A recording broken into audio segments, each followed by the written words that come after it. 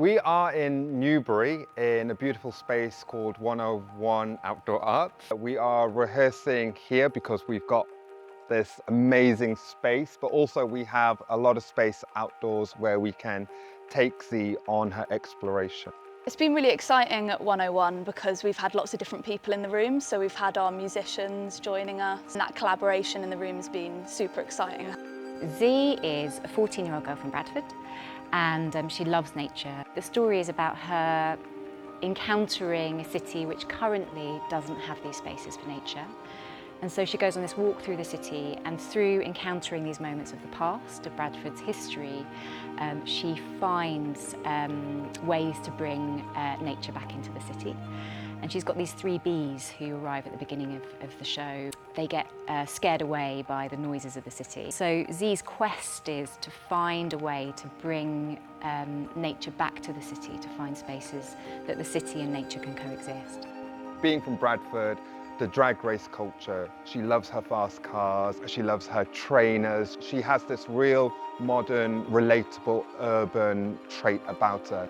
We have these moments of Bradford history, so we've got a scene which is looking at Abraham Sharp, who is an astronomer, and we've got a whole scene that we've kind of created around this guy and his work and what he was looking out into the world beyond, which is also what Z is encouraged to do.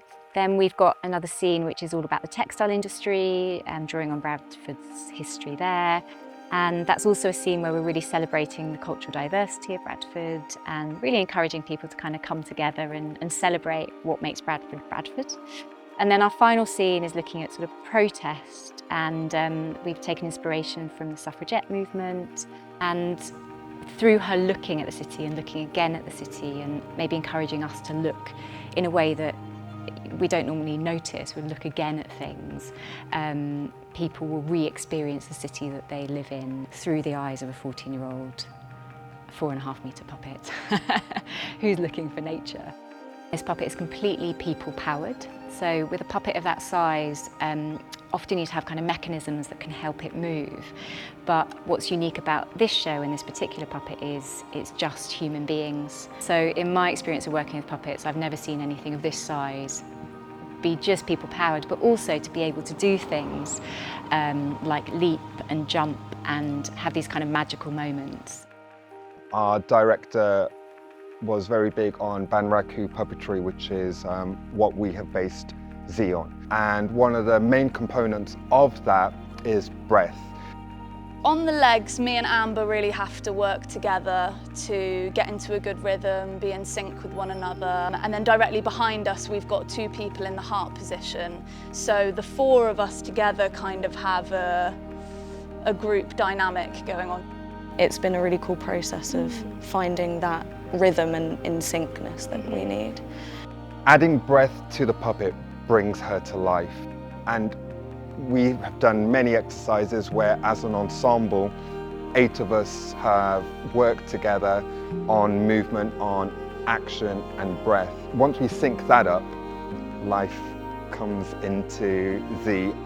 So that's been a really big part of the rehearsal process, is figuring out how, as 8 puppeteers spread across a big puppet outdoors, can have a collective language and breath.